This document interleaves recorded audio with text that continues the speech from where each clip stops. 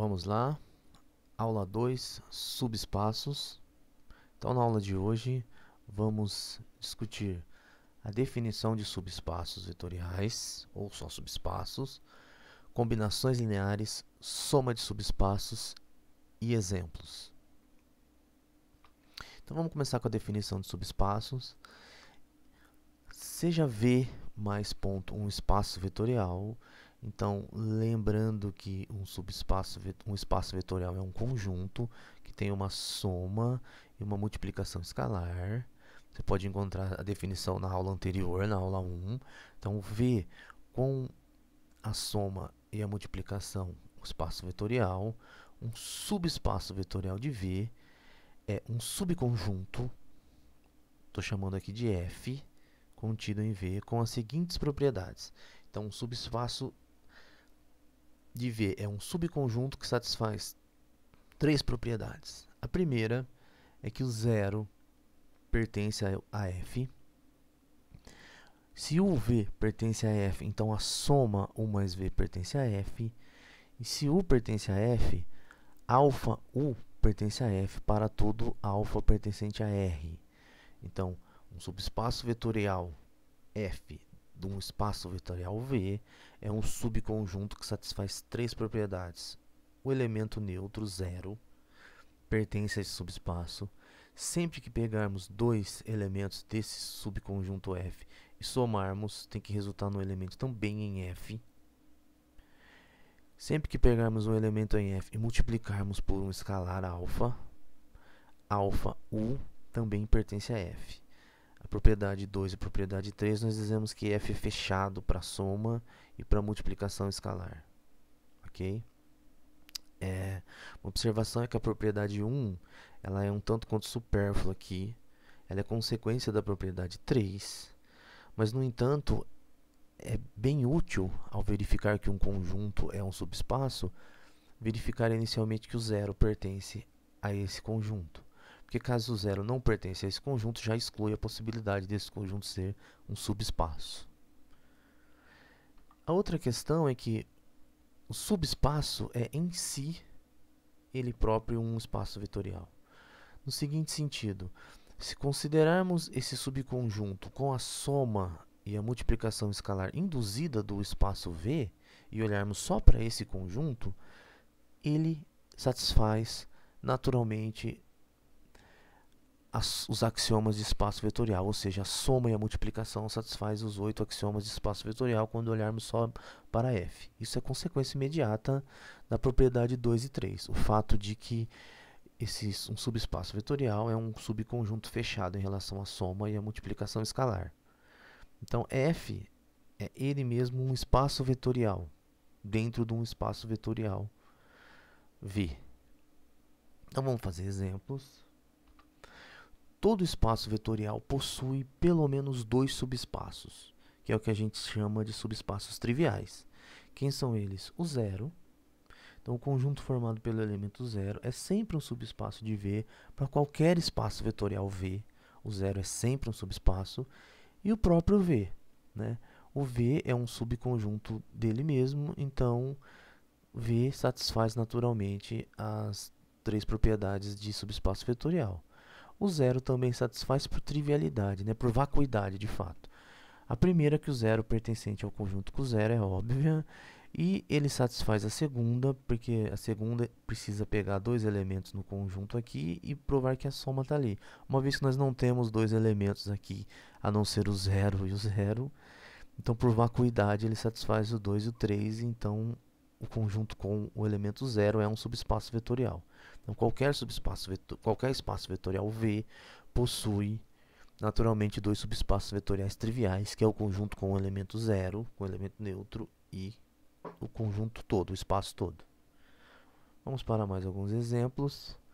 Subespaços de R, né? Então, a partir de agora, quando aparecer R nesse curso, estamos entendendo que R é um espaço vetorial e estamos assumindo a soma e a multiplicação usual para ser a soma e a multiplicação escalar desse espaço vetorial.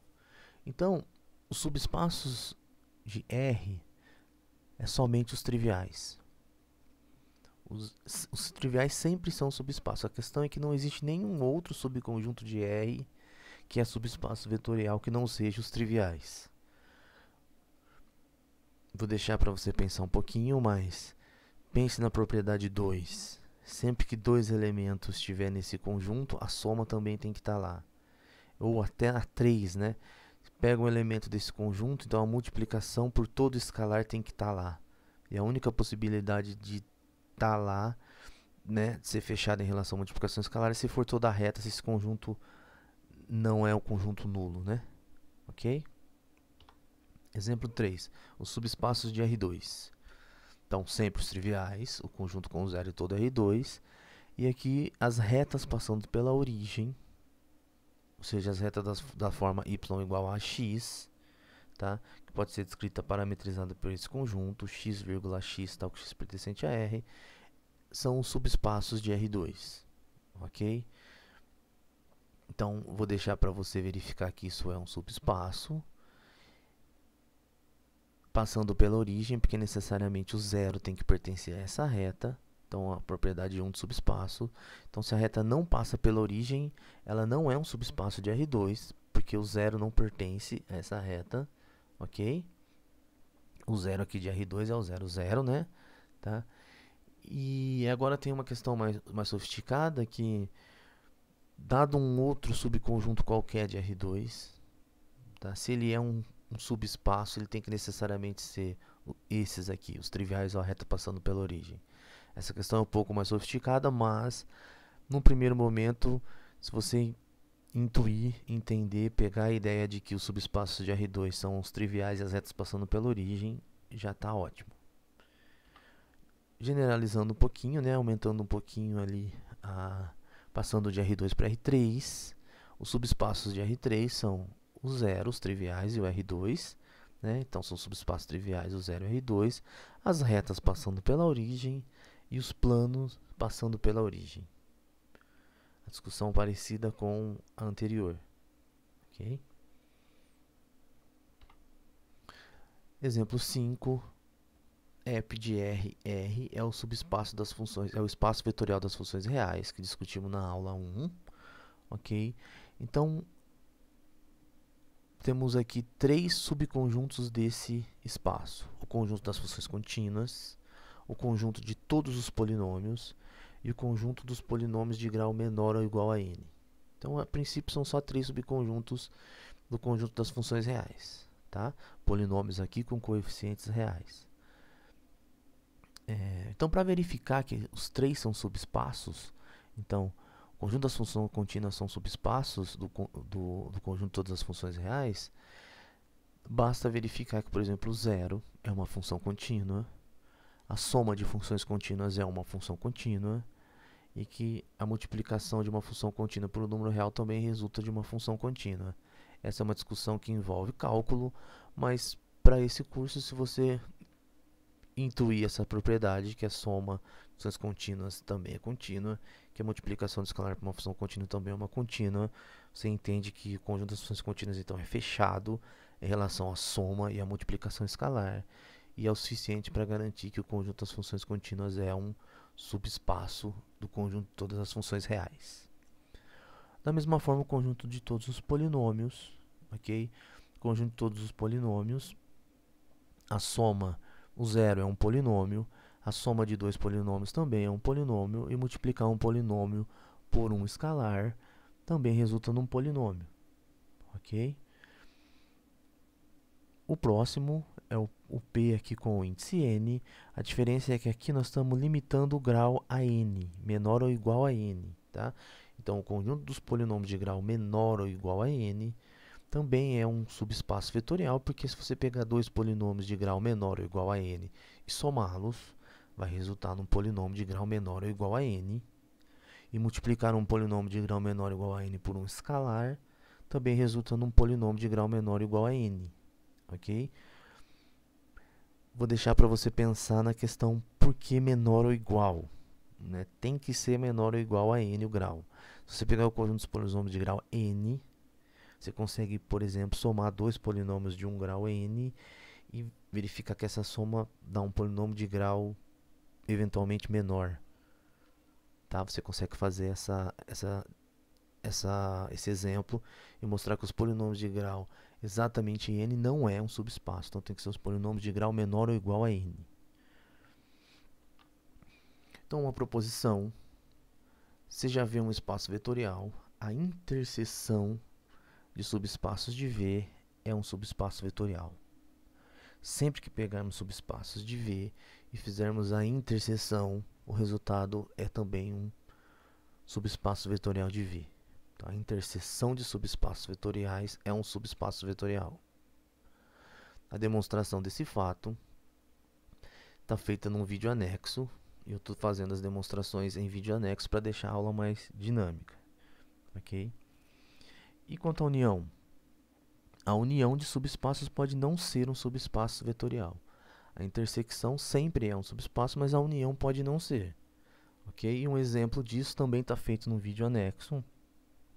Você pode pensar, por exemplo, no R2, o eixo X e o eixo Y são subespaços porque são retas passando pela origem, mas a união não é um subespaço, porque você consegue somar, encontrar dois elementos nessa união e a soma não pertence à união. Dá uma olhada nos vídeos anexos no final da aula. Bom, no entanto, a união não é um subespaço vetorial, mas existe uma maneira de contornar isso. Tá? O que a gente faz, então? Considera o que chamamos de combinações lineares de um subconjunto. Então, vamos começar assim. Ó. Você já vê um espaço vetorial e X um subconjunto de V. A princípio, X não é um subespaço vetorial, é só um subconjunto. Tá? Então, nós definimos o subespaço vetorial de V gerado por X, tá, como o conjunto de todas as combinações lineares dessa forma aqui. Como assim? Alfa 1, o 1, mais alfa 2, o 2, 3 pontinhos, alfa m, o m, onde o 1, o 2 até o m são elementos de X, e alfa 1, alfa 2 até alfa m são escalares. Então, uma combinação linear é uma soma desse tipo, que envolve escalares, alfa 1, alfa 2 até alfa m, e vetores o 1, o 2 até o m. Tá? Então, nesse caso, o espaço gerado, né, o subespaço gerado por x, ou o conjunto, né, gerado por x, é o conjunto de todas as possíveis combinações lineares finitas, tá? Formado por elementos o 1, o 2 até o m de x. Observação aqui é que esse m varia, ok? Então, esse m vai variando de maneira a percorrer todos os elementos de x, todas as combinações lineares finitas de x. Então, pega um subconjunto x e vai formando todas essas possíveis somas, todas essas possíveis combinações lineares, e o conjunto de todas as possíveis combinações é o que chamamos de gerado por x. Tá? A notação é essa aqui, o x entre colchetes gerado por x, e a afirmação é que o conjunto gerado por x é de fato o subespaço de V, satisfaz aquelas três propriedades de subespaço vetorial. Novamente você vai encontrar essa demonstração num vídeo anexo a esse. Então, subespaços vetoriais, a interseção de subespaços é de fato sempre subespaço, a união pode não ser subespaços, mas, no entanto, se pegarmos um conjunto e fizermos todas as combinações lineares, obtemos sim um subespaço, que é o subespaço gerado por esse conjunto. Ok? Uma outra questão também relevante é que o subespaço gerado é o menor subespaço que contém o conjunto. No sentido de que se tiver um outro subespaço vetorial que contém x, então ele necessariamente tem que conter o subespaço gerado por x. Essa discussão também está feita num vídeo em anexo. Bom, quando acontecer de o conjunto gerado, o subespaço gerado, for igual ao espaço vetorial V, então se o gerado por x é igual a V, dizemos que x é um conjunto de geradores de V, ou que x gera V. Então, o x gera V, um subconjunto gera V, quando você faz todas as combinações lineares forma esse conjunto que é o conjunto gerado, e esse conjunto gerado, que é um subespaço vetorial, coincide com todo espaço V. Nesse caso, dizemos que X, então, gera V. Então, exemplo, se U pertencente a V, então, dado um espaço vetorial V, considero o elemento U, então, o gerado por U é igual a alfa U. Todas as combinações lineares da forma alfa U é o gerado por U, só o gerado só tem um elemento, eu peguei X como sendo conjunto só com um elemento. E a gente fala que essa é a reta que passa pela origem em V. Mais um exemplo. Se considerarmos em Rn X como sendo o subconjunto formado pelos vetores canônicos, quem são eles? E1 igual a 1, 0, 0, 0, 0. Então, na primeira componente é 1 e todas as demais componentes são 0. E2, o 1 figura na segunda componente, as demais são 0. E o En, o 1 aparece na enésima componente e todas as outras são 0. Então, assim a gente forma um conjunto com N elementos, E1, E2 até En. Tá? E esse conjunto constitui um conjunto de geradores para Rn. Eles geram todo o Rn. Okay? O conjunto, todas as combinações lineares formam o Rn. Isso exige uma demonstração e também vai ser feito num vídeo anexo, está inclusive proposto na nossa lista de exercícios. Então, em particular, quando n é igual a 1, é a reta, né? O R1 é a reta, e é gerado pelo E1. N igual a 2 é gerado pelos vetores E1 e E2. N igual a 3 é gerado pelos vetores 1, 0, 0, 0, 1, 0, 0, 0, 1. Okay? Então, todas as combinações lineares, por exemplo, de E1 e E2, de 1, 0, 0, 1, todas as possíveis combinações lineares constituem um conjunto que gera todo o R2. Um exemplo aqui no caso 2. Mesma forma para R3, e você também pode pensar no R4, R5 e por aí afora. Mais um exemplo. Feito o anterior, esse agora é basicamente as mesmas ideias. Considerarmos então E1, o conjunto das matrizes 2 por 2, né? E1 formado pela matriz 1, 0, 0, 0, E2 dessa forma, E3 essa daqui e E4 dessa forma, tá? Então, o conjunto gerado por esses quatro elementos gera todas as matrizes 2 por 2. Existe uma certa similaridade com o Rn aqui, né? De fato, lá na frente nós vamos ver, vamos deixar preciso em que sentido esse conjunto é similar a algum Rn, de fato ao R4, tá? Então aqui também um exercício, tá? Que vai ser feito num vídeo anexo. 4. Os polinômios. Tá? Então, os monômios 1x, x ao quadrado, x elevado a n, formam um conjunto de geradores de Pn, o conjunto de todos os polinômios de grau menor ou igual a n. Então, qualquer polinômio de grau menor ou igual a n é uma combinação linear desses polinômios aqui. Ok? Mas geralmente o conjunto infinito agora, 1x, x ao quadrado, x elevado a n, n mais 1, 3 pontinhos, esse conjunto infinito forma um conjunto, né, de geradores de P, que é o conjunto de todos os polinômios. Aqui todos os polinômios envolve qualquer grau, então dado qualquer polinômio, ele é escrito como uma combinação linear desses monômios, e acredito que é só olhar, né, o formato de um polinômio para entender que ele é gerado por esses conjuntos aqui. Bom, então, relacionado com os conjuntos gerados, né, nós podemos fazer aqui seguindo uma outra direção que depois acaba se conectando, que é a soma de espaços vetoriais. Tá? Então, seja F1 e F2 subespaços de um espaço vetorial V, então nós definimos um conjunto soma, tá? F1 mais F2, que é formado por todos os elementos o 1 mais o 2, onde o 1 pertencente a F1 e o 2 pertencente a F2. Esse conjunto soma é um subespaço vetorial de V. A soma de dois subespaços vetoriais é algo bem diferente da união, em geral, tá? Então, aqui está mais relacionado com a questão de conjunto gerado. Note que o 1 percorre todo o conjunto F1, que por hipótese aqui é um subespaço vetorial.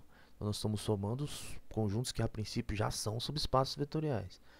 Então, somamos os elementos de F1, os elementos de F2, fazemos todas as possíveis somas e garantimos que esse também é um subespaço vetorial de V.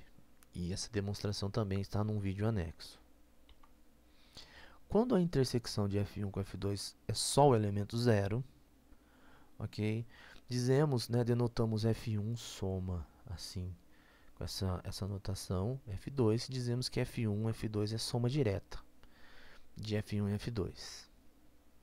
Então, exemplos, se considerarmos no R2 o gerado pelo vetor canônico é 1, e F2, o gerado pelo vetor canônico é 2, a soma de F1 e F2 é direta, é igual ao conjunto dos gerados por E1 e E2 e é igual a todo R2. Mas geralmente o espaço Rn, né, o R2 e mais geralmente o Rn, é soma direta do subespaço gerado pelos vetores canônicos. Então, qualquer Rn é soma direta dos vetores gerados do subespaço gerado pelos vetores canônicos. Bom, então na aula de hoje vimos a definição de subespaço. O subespaço vetorial é um subconjunto que satisfaz três propriedades. O zero pertence a esse conjunto. Dois elementos nesse conjunto, a soma também está nesse conjunto. Pega o elemento nesse conjunto, multiplica por um número escalar, tem que resultar no elemento nesse conjunto, ou seja, são fechados. Esse conjunto é fechado em relação à soma e à multiplicação escalar. E vimos que as combinações lineares de um conjunto X formam um subespaço. Ok? Vimos a soma de subespaços e exemplos. Obrigado, até a próxima aula.